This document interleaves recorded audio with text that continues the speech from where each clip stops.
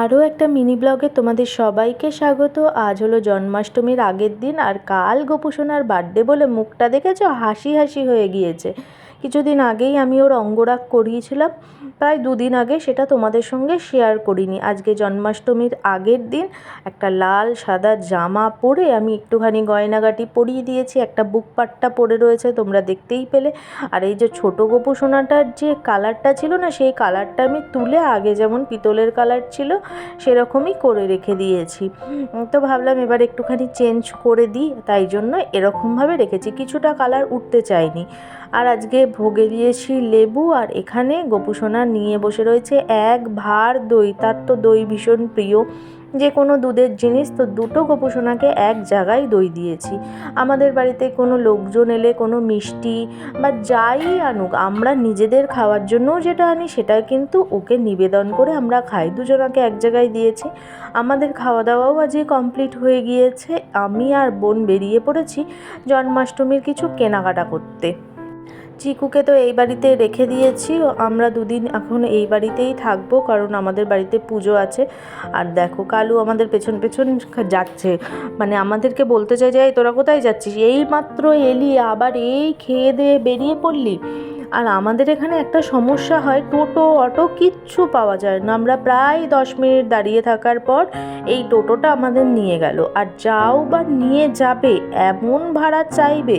10 টাকা নেয় নৈহাটি স্টেশন যেতে, চাইবে 15 টাকা 20 টাকা, ওই 5 টাকা 10 টাকা না খুব গায়ে লাগে। আর দেখো আজকে যে কি ভিড় হয়েছে বলার মতো নয়। নৈহাটি স্টেশনে গিজ গিজ করছে মানুষ, সবাই হয়তো শপিং টপিং করতে এসেছে। কালকে তো সবার বাড়িই গোপুসোনা আছে মোটামুটি, এখন কিন্তু সবার ঘরে ঘরেই গোপাল আছে, ঘরে ঘরেই গোপাল সেবা সবাই করে।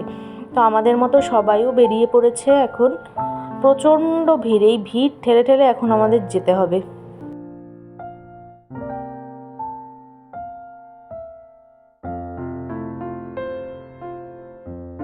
আমরা বড়মার মন্দিরের সামনে এসেছি, বড়মাকে এখন প্রণাম করব। আর এসে দেখছি ফটোশ্যুট হচ্ছে, একজন মেয়েকে হলো সাজানো হয়েছে কৃষ্ণ, ভারী সুন্দর দেখতে লাগছে। আমরাও একটুখানি ফটো তুললাম।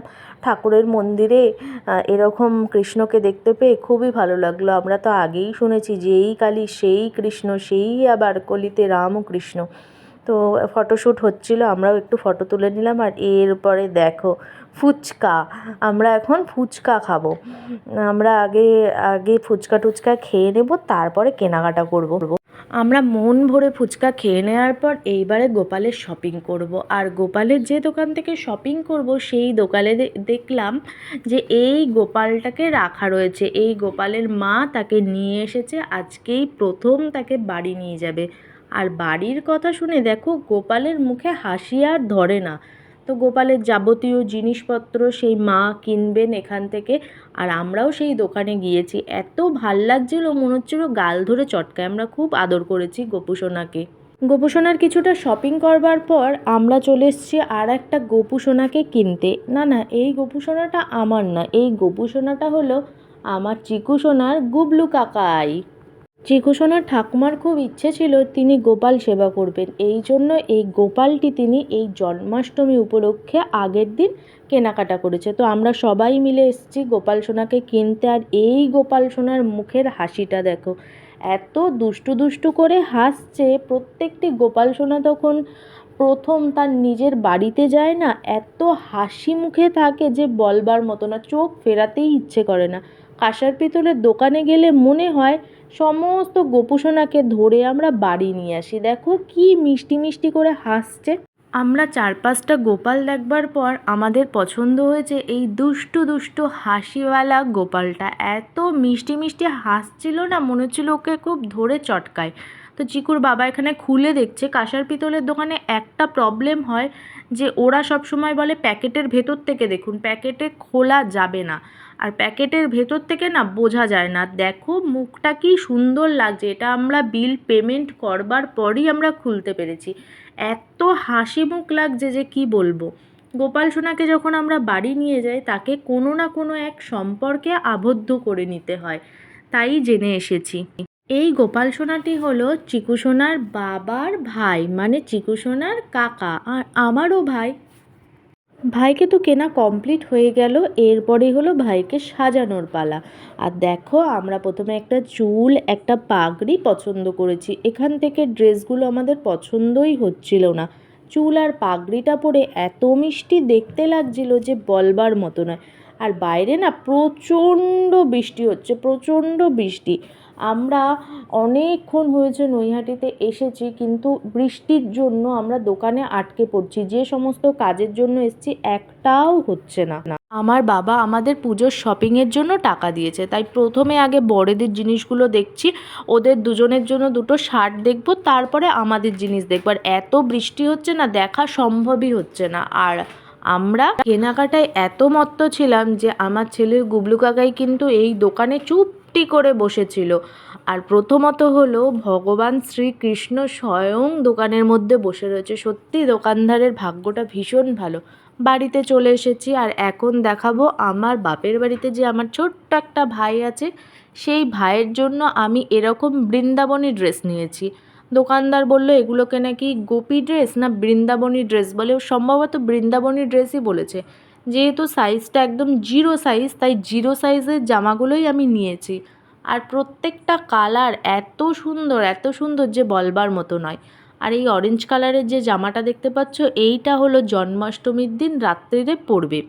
আমি জানো তো জন্মাষ্টমীর কিছুদিন আগে থেকেই ভাবছিলাম যে আমার গোপু সোনাদের আমি সাদা রঙের ড্রেস পরাবো, কিন্তু আমার গোপু সোনাদের ইচ্ছে ছিল তারা অরেঞ্জ কালারের ড্রেস পরবে। তাই আমি হাজার খুঁজলেও সাদা রঙের ড্রেস আমি পাইনি।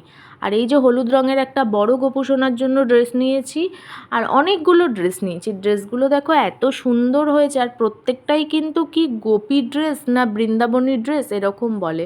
হালকা হালকা কালারের নিয়েছি, কারণ গরমের মধ্যে ওই রকম পরিয়ে সত্যি কথা খুব গরম লাগবে, তাই আর নিইনি। এইগুলোই আমরা নিয়েছি। আর এবারে শৃঙ্গার করবার জন্য চুল, পাগড়ি, মালা, যেগুলো যেগুলো দরকার হয় সবই কিন্তু আমি নিয়ে নিয়েছি। আর এই যে একটা কাপড় নিয়েছি, এই কাপড়ের ওপরে বসাবো এই ঝুড়ি বালতিটা করে সমস্ত জিনিস, মানে শৃঙ্গারের জিনিস থেকে আরম্ভ করে সব কিছু গুছিয়ে নিয়েছি। আর এই যে টপ, এই টপটা নিয়েছি, এটা দিয়ে কি করব সেটা তোমরা পরেই দেখতে পারবে। আর ঠাকুরের ভোগের জন্য, ঠাকুরের জন্য যে সমস্ত জিনিস আমরা কেনাকাটা করেছি, এই হাঁড়ির ভেতরে সব গুছিয়ে রেখে দেবো। কারণ আমাদের বাড়িতে তো কুকুর বেড়াল আছে তোমরা জানোই, তাই আমাদেরকে অনেক সাবধানে রাখতে হয়। এটা কিন্তু ঠাকুরের হাঁড়ি। আবার মানুষের হাঁড়িতে বা সমস্ত ঠাকুরের বাসন কোসন থেকে শুরু করে সব জিনিস আমাদের আলাদা।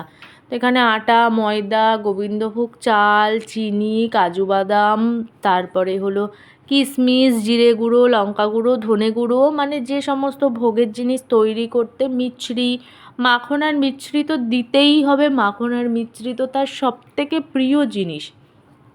আর মশলাপাতি যা যা লাগবে সমস্ত কিছু কিনে রেখে দিয়েছে। আর এইখানে হলো ফল, যে সমস্ত ফল ঠলগুলো লাগবে পুজোতে সব কিছু কিনে নিয়েছি। আর এই পুজোর সময় যে জিনিসটাতে হাত দিলে ছ্যাঁকা লাগে সেটা হলো ফুল। পুজোর সময় যে কী দাম বাড়ে সে বলবার মতো নয়। আর এবারে জানো তো তাল না ভীষণ সস্তা ছিল। আগের বারে একটা ছোট তাল বলছিল 300 টাকা, এই জন্য আমরা দিইও নি, তাল পাইও নি।